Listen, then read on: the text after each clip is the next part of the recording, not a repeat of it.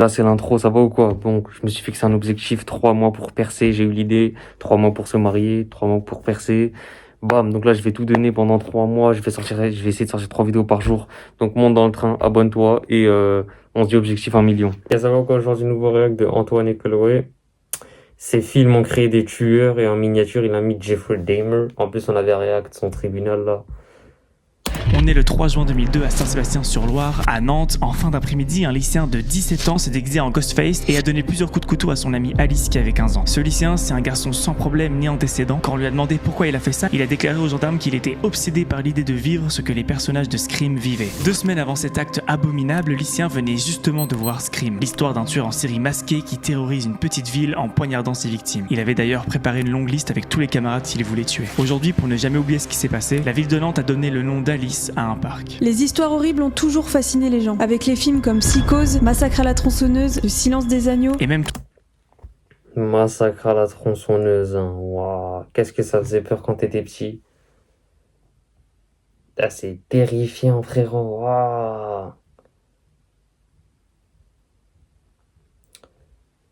Le géant qui vient là. Et en plus, ça m'a fait penser parce qu'ils tu sais, ils avaient ressorti sur Fortnite le skin de Massacre à la tronçonneuse. Mauvais souvenir.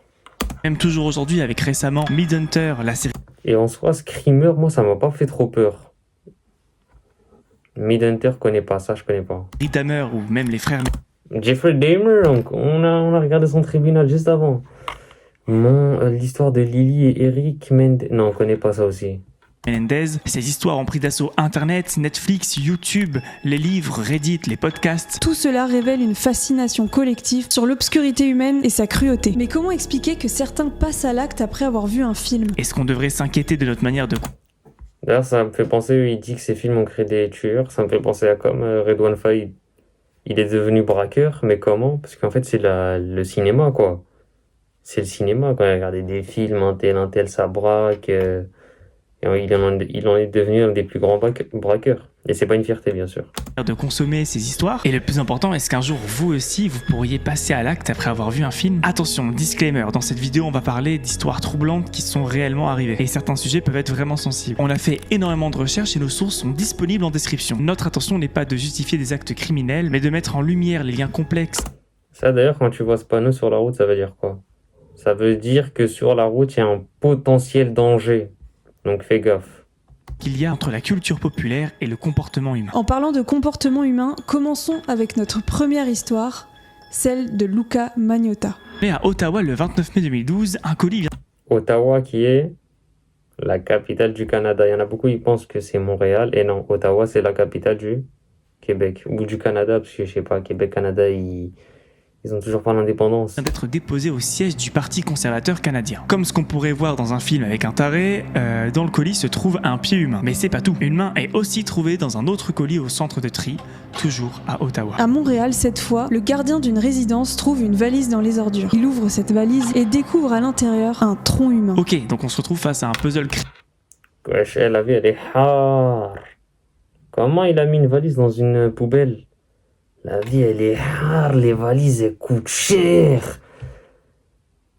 Ah, vas-y, frère. Ah, vas-y, ça commence à m'énerver. La vie, elle est hard. Tu mets une valise dans une poubelle. Les valises, ça coûte cher, frère.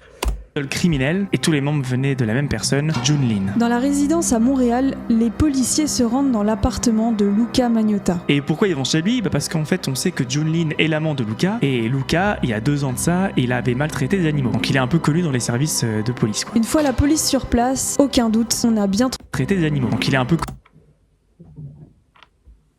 Et du coup, lui, c'est un Français, lui. Donc on a un Français avec un Canadien, Québécois, oula. Ok. J'espère, lui, là, il a pris 20 ans de prison. Il commence avec des choses animaux. J'espère...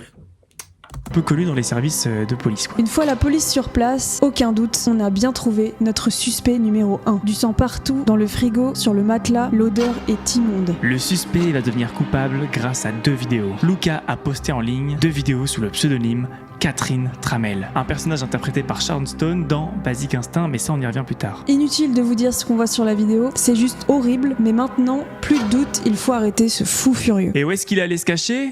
En France. Paris étant panique. La police n'a pas réussi à l'intercepter à Roissy-Charles de Gaulle. En plus, Magnotta, c'est pas un novice de Paris parce qu'il était déjà venu il y a quelques années pendant plusieurs semaines. Une réelle psychose s'installe à Paris. Des dizaines de policiers sont mobilisés. On envoie des images de lui pour que les gens fassent attention, et c'est ce qu'ils font. On le voit dans les quartiers de Batignolles, on le voit dans le métro, et ça y est, la police a enfin accès à la position GPS de son téléphone portable. Quand on regarde la position GPS, on voit qu'il fait plusieurs allers-retours entre plusieurs stations de métro. C'est déjà très bizarre. Du coup, la police se rend sur place, mais malheureusement, fausse piste. Il avait jeté son téléphone dans la poubelle et un agent d'entretien l'avait récupéré pendant son service. Bon, il est où maintenant, Magnotta? Un hôtel à Bagnolet vient de nous signaler sa présence. La police Bagnolet, c'est dans le 9-3-93. arrive, mais il est trop tard. Magnotta n'est plus là. Et pourquoi il a disparu? Parce qu'en fait, à côté de l'hôtel de Bagnolet, il y a la gare routière de Bagnolet qui envoie chaque jour des dizaines de bus partout en Europe. On est le 31 mai et Magnotta échappe encore une fois à la police du monde entier. Bon, finalement, quelques jours plus tard, il est retrouvé à Berlin. En fait, il y a un patron, un cybercafé qui l'a reconnu, qui a prévenu la police locale. La police est venue, l'a embarqué. C'est ciao pour Magnotta qui retourne au Canada et qui se prend 25 ans de prison. Bien fait. C'est un gueudin, lui. Il touche aux animaux, lui. 25 ans, j'espère, il les a pris ferme. Et il est mort en prison. C'était gueudin, frère. Ils sont là, ils touchent aux animaux. Rappelez-vous, on vous a parlé du film Basic Instinct. Et sachez que Magnotta s'est inspiré de ce film pour réaliser ses horreurs. Dans Basic Instinct, le film commence par une femme qui tue un gars avec un pic à glace. Et devinez avec quoi Luca a tué June dans la vidéo? Un pic à glace. Basic Instinct a donc donné des idées à ce fou malade. Mais c'est malheureusement pas le seul film qui a donné des idées meurtrières. Taxi Driver a été aussi une source d'inspiration. Dans Taxi Driver, Robert De Niro est un chauffeur de taxi qui se donne pour mission de sauver une jeune femme interprétée par Jodie Foster. Au bout d'un moment, dans le film La nuit à New York, le personnage de Robert De Niro simule l'intention d'assassiner un candidat à la présidence. Et ben dans la vraie vie, il y a un certain John qui adore Jodie Foster et qui se dit que ce serait pas mal qu'il réussisse à se faire remarquer. Et pour faire ça, il a eu une idée. Il a tenté de tuer le président des États-Unis le 30 mars 1981. Le président a survécu à cette attaque. Wesh, c'est un gueudin, comment il est nul, wesh. C'est un gueudin. Et là, il a vraiment essayé alors que... Ah, c'est un gueudin, lui. Que le président des États-Unis le 30 mars 1981. Comment il est nul. Pourquoi il saute, lui?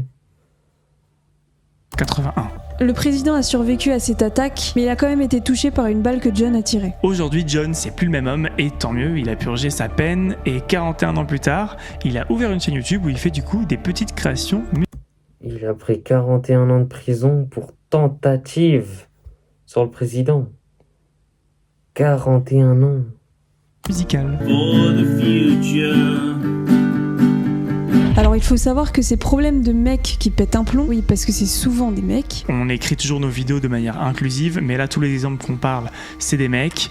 Donc à un moment donné, voilà quoi. Sur 100% des meurtres faits dans le monde entier, 90% sont faits par des hommes. Hitchcock. Et oui, il fallait s'en... Aïe aïe aïe, Hitchcock... Attendez, j'essaie de deviner, c'est un film ancien. Ça serait pas la scène dans la douche, quand ça tire la douche et... Elle va dire, j'ai pas envie de spoil. Mais Hitchcock, je crois que c'est la scène dans la douche. Sans douter. Son film Frenzy a aussi inspiré un autre dégénéré. Alors l'histoire de Frenzy, qu'est-ce que c'est rapidement? C'est une série de meurtres dans Londres, les victimes sont des femmes et elles sont retrouvées mortes avec une cravate laissée autour de leur cou par le meurtrier. Et cette histoire a profondément inspiré un certain Joël. Entre 1989 et 1993, il a tué au moins 17 femmes et a été reconnu coupable du meurtre de 9 d'entre elles. Nous passons à la dernière histoire avant qu'on se pose la... Ah bah du coup ouais, Hitchcock, la série de compilation, mais j'ai cru qu'il allait préciser... Bon. question la plus importante de la vidéo. Le 5 mars 1995, Benjamin et Sarah, un jeune couple américain âgé de 18 et 19 ans, Passe la soirée à regarder Tueur né. Le film est distribué par Warner Home Video et c'est un petit détail qui aura toute son importance par la suite. Sous l'influence du LSD, Benjamin et Sarah commencent à s'identifier aux personnages principaux du film et décident de partir en road trip meurtrier à travers le sud des États-Unis. Sur la route, ils tuent malheureusement une personne et le lendemain, ils tirent sur une employée qui travaillait dans une station-service. La police les arrête, évidemment. D'ailleurs, j'en profite, s'il y a des personnes américaines qui regardent cette vidéo, il y a peut-être un sujet à revoir, il y a peut-être un truc pour éviter que des gens meurent, enfin je sais pas. Il y a peut-être un truc, une petite loi qu'il faudrait, je sais pas. L'employée, elle a survécu. Alors elle a survécu, mais malheureusement elle reste paralysée à vie. Et elle a donc décidé de poursuivre en justice Benjamin et Sarah, mais pas que. Mais aussi Warner Home Video, les studios Warner Bros, les actionnaires de Time Warner, les producteurs et le réalisateur du film, en argumentant que le film a contribué à son agression. Et là, ça devient intéressant. Est-ce qu'un film peut réellement inciter à la violence ? Malheureusement, malgré plusieurs recours, les tribunaux ont rejeté l'idée que le film incitait à la violence. Bon bah alors il nous parle de quoi ce film ? C'est l'histoire de Mickey et Mallory, un couple de criminels qui exploitent les médias pour devenir des célébrités. Ok, mais du coup c'est... En vrai, la question se pose, hein. Parce que t'as vu, t'es ce que tu regardes. Mais le facteur qu'on rajoute aussi, c'est qu'ils étaient sous LSD. C'est ça aussi, il faut prêter attention. Si violent que ça ? Le film a suscité de nombreuses controverses à sa sortie, fréquemment critiqué pour son usage de la violence extrême, que certains voyaient comme un moyen de sensationnalisme plutôt qu'une dénonciation authentique. Ça y est, on y est. Est-ce que des films peuvent réellement pousser quelqu'un à commettre l'irréparable ? Certains chercheurs soutiennent que la culture populaire, y compris les films et séries sur les tueurs, peut influencer le comportement de certaines personnes, en particulier celles qui sont déjà vulnérables ou déséquilibrées. Ok, prenons un exemple simple pour que tout le monde comprenne un peu l'exemple. Si je suis un peu triste en ce moment, évidemment que je vais être plus susceptible de pleurer devant Robot Sauvage, n'est-ce pas Chloé ? 3 fois. Si je cherche à être motivé, Kaizen peut être une... Non. Je suis triste, je vais pas regarder Robot Sauvage. Pourtant, j'ai bien aimé le dessin animé, moi. Pour que tout le monde comprenne un peu l'exemple. Si je suis un peu triste en ce moment, évidemment que je vais être plus susceptible de pleurer devant Robot Sauvage. Non, moi, j'avais préféré en dessin animé. D'ailleurs, je crois que c'est ça, ils l'ont sorti en dessin animé. Si c'est ce dessin animé-là. N'est-ce pas Chloé ? 3 fois. Si je cherche à être motivé, Kaizen peut être... Kaizen, c'est le truc de Inox Tag quand il a monté l'une des plus grandes montagnes, l'Everest. une bonne option. Si j'ai la haine envers mes parents, la série Les Frères Menendez pourrait me donner des idées pour... Bah non en fait, et c'est ça qui est difficile à juger. Pourquoi le lycéen qui a regardé Scream a tué son ami à Nantes alors que d'autres personnes qui ont aussi regardé Scream ne l'ont pas fait ? Certaines études indiquent que des individus déjà prédisposés à des comportements violents peuvent être influencés par des représentations de la violence. Donc imaginons que je suis un mec un peu violent. En vrai non, mais imaginons, je suis au cinéma comme ça, je regarde un film hyper violent. Et là je sors de la salle, et là je vois le mec derrière moi qui arrêtait pas de bouffer ses M&M's en faisant un bruit d'enfer là, tu sais comme ça là. Et le mec il est comme as. Oh, ce film est bien, Jonathan. Bah, qu'est-ce qui va se passer ? Peut-être que je vais le démarrer en fait, parce que j'ai vu le film violent.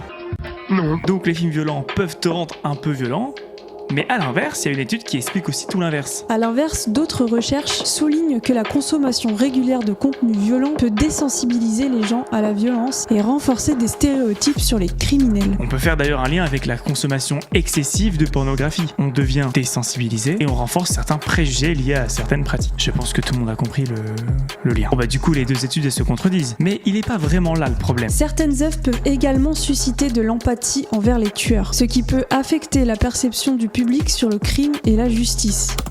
Ça ouais, tu peux avoir de l'empathie envers le tueur à cause des films. Tu sais, dans les films, un tel. Tu sais, comme dans Prison Break, Brad Bellick par exemple, tu te dis ouais, c'est...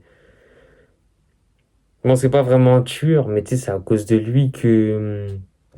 En fait, l'acrobate, il s'est fait V dans sa cellule par Avocado, là, le gros mec. Non. Donc pour moi, c'est un crime d'avoir été complice de ça. Et quand Brad Bellick il meurt, il y en a beaucoup, ils ont eu pitié. Moi, j'ai pas eu pitié. Bon, c'était peut-être pas le bon exemple, mais j'avais cet exemple en tête. Et ça, c'est un peu plus fourbe du coup. On connaît tous des histoires qui justifient le passé d'un méchant criminel. En mode, oui, mais c'est parce que son père, il était méchant, qu'il a grandi dans une famille, c'était un peu nanana. Quand c'est une histoire, c'est quand même moins gênant que quand ça touche la réalité. Par exemple, avec la série des Frères Menendez. Il est important de considérer comment ces représentations peuvent normaliser la violence ou créer une fascination malsaine. Et ça, c'est un problème. On n'est pas censé glorifier les tueurs. Mais en regardant le catalogue Netflix, on a l'impression que les tueurs, bah en fait, c'est un peu à la mode. Et il est important de considérer comment ces représentations peuvent normaliser la violence ou créer une fascination malsaine. Fascination pour le mal incarné, l'être de fan, attirance sexuelle pour un tueur. Et il y a des personnes qui glorifient un peu trop les tueurs, et ça en devient un business. On appelle ça l'hybristophilie. Anders Breivik, le terroriste norvégien d'extrême droite qui a assassiné 77 jeunes en 2011, reçoit 800 lettres d'amour par mois. Et il n'est pas le seul. Michel Fourniret, Guy Georges, Ouais... Michel Fourniret reçoit des lettres d'amour. Michel Fourniret qui a laissé des cadavres dans toute la France. Quoi? Ils reçoivent des lettres amoureux? Là, c'est pour de vrai, là? Autant? Elle a dit combien? 800? Reçoit 800 lettres d'amour par mois. Et il n'est pas le seul. Michel Fourniret. Michel Fourniret, bon, il est mort, hein, et tant mieux. Il est mort d'Alzheimer en plus. C'est une dinguerie. Guy Georges. Marc Dutroux. Marc Dutroux aussi, mais wesh. Ils ont fait la une des journaux pour leurs actes criminels souvent détestés. Derrière les barreaux, tous reçoivent pourtant des lettres d'amour et des demandes en mariage. Il existe un joli mot pour désigner cette passion pour les criminels, hybristophilie. On voit qu'il y a des personnes qui glorifient un peu trop les tueurs et ça devient même un business. Entre le merchandising Quand moi je disais tu peux avoir de l'empathie envers un tueur, c'était très léger. Jusqu'à toi t'envoies une lettre d'amour. Tu te dis pas sur un coup de tête là il va te canner, là il va te tuer. Tu te dis pas ça.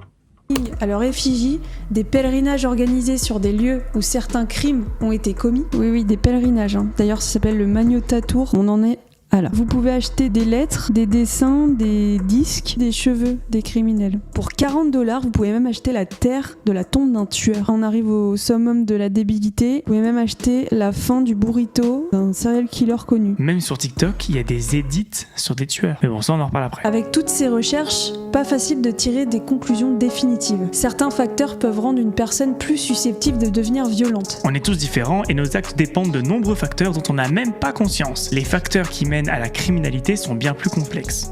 Et vous savez quoi? On vous les a mis juste là pour... Facteurs biologiques, facteurs environnementaux. Ouais. Ah ouais, la pauvreté, ouais. Et comment ça manque d'éducation? Environnement familial, ok, dysfonctionnel. Justification des actes par des croyances morales déformées. Il y a aussi, tu sais, les religieux, là. Par exemple, ils s'affilient à l'islam, alors que l'islam se désavoue de leurs actes. Et ils vont faire des dingueries comme le Bataclan en 2015 et la promenade des Anglais en 2016 à Nice. Pour que vous puissiez facilement les identifier. Certains facteurs peuvent rendre une personne plus susceptible de devenir violent. Mais cela ne signifie pas non plus qu'elle va le devenir.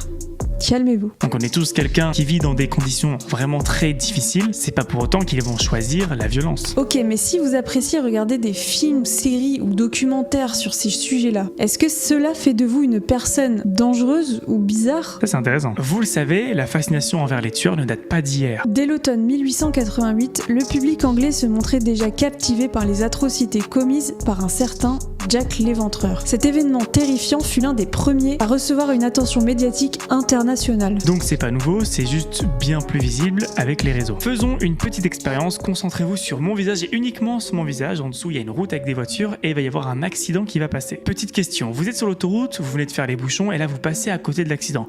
Est-ce que vous avez envie de regarder? Pas la peine de répondre, je sais que oui, c'est dans nos gènes, c'est comme ça. On ne peut Non. Qu'est-ce qu'il raconte? Je vois une personne à la fin d'un accident. Je crois Allez. Bon, après, il y a le PAS, bien sûr. PAS, c'est quoi déjà? Rappelez-vous. Protéger, alerter, secourir. Bon. Bref. Frère, il y a un accident, t'appelles, tu fais le PAS et tu traces. Là, tu protèges, alerte, secours, fin. Oh non, il y a un accident, je vais regarder. Je vais filmer. Regardez, il a fait un accident. Je vais vraiment continuer, frère. On ne peut pas s'empêcher de regarder. Et regardez-moi là, je sais que vous regardez en bas. Et pourquoi on veut savoir ce qui s'est passé? Parce qu'en fait, de manière inconsciente. Tiens, par exemple, moi, là, je fais que de regarder son petit cadre. Je sais pas regarder la route. Ouais, j'ai un accident sur la route. Les gars, il a fait un accident. Si on regarde ce qui s'est passé, on va pouvoir faire en sorte que ça ne se passe pas pour nous. Fin de l'expérience. Bah ouais, je sais, vous êtes deg parce qu'il n'y a pas eu d'accident. Dites-vous même qu'il y a des gens qui s'arrêtent sur le bord de la route pour faire des photos de l'accident. Les gens qui font ça vraiment arrêter, c'est dangereux. irrespectueux. Cette attirance pour le macabre peut aussi servir à exorciser nos peurs dans un environnement contrôlé. Exemple, vous êtes hypnotisé sur une playlist d'accidents de voiture, assis sur votre canapé. Ça vous permet d'éprouver de fortes émotions comme la peur, le dégoût, le choc, tout en restant en sécurité. Et c'est pareil pour le cinéma, ça s'appelle la catharsis, mais bon, ça vous le savez déjà parce que vous avez regardé cette vidéo. En fait, on regarde des choses cheloues pour aussi se rassurer en mode « Ok, ça c'est totalement anormal, je ne ferai jamais ça ». Qui aurait envie de boire le sang de sa voisine ? Ce qu'il se passe lorsque l'on regarde des films sur des tueurs, c'est qu'on a besoin de décoder ce qui rend ces personnes si différentes de la norme. Et c'est d'ailleurs pour cette raison que nous sommes le plus souvent fascinés par les histoires tirées de faits réels que par la fiction pure. Lorsqu'on sait qu'une histoire est vraie, ça amplifie notre attention et Ouais, quand l'histoire elle est vraie, je suis plus dedans. Quand l'histoire est vraie, ça a capté mon intention. nos émotions. Les faits réels semblent beaucoup plus inquiétants parce qu'en fait, on sait qu'ils sont arrivés et par définition qu'ils peuvent peut-être arriver. Le true crime est un genre qui a explosé en popularité car il est ancré dans la réalité. Regarder des histoires de crimes, ça peut aussi quelque part nous soulager. On se dit « Ah, mais ça arrive aux autres mais pas à moi ». Comme quand il y a un accident de voiture. Donc mettez bien votre ceinture. Et ça nous pousse également à se dire que finalement, tout va bien dans notre vie. Ça, faut se dire plus souvent. Vous le savez très bien, les événements négatifs ont un impact émotionnel et cognitif beaucoup plus fort que les événements neutres ou positifs. Rien que quand on va sur YouTube, on le voit bien avec les miniatures et les titres, tout va en ce sens. Et cette règle, elle s'applique surtout aux médias. Plus un crime est horrible, plus il dévie des normes sociales et plus il capte notre attention. D'ailleurs, on vous conseille de regarder Night Call, qui parle justement de cette surenchère médiatique et à quel point on est capable du pire pour la une d'un journal. Et en fait, c'est le concept de l'offre et la demande. Plus les crimes sont atroces, plus ils sont médiatisés, plus les gens en regardent et plus les gens en demandent. D'ailleurs, je viens de prendre du recul. Ça me fait penser au 11 septembre. Les Américains, t'as vu, c'est triste, mais qu'est-ce qu'ils ont renté le 11 septembre? Tu vois, ils ont fait je sais pas combien de documentaires, combien de reportages sur Netflix.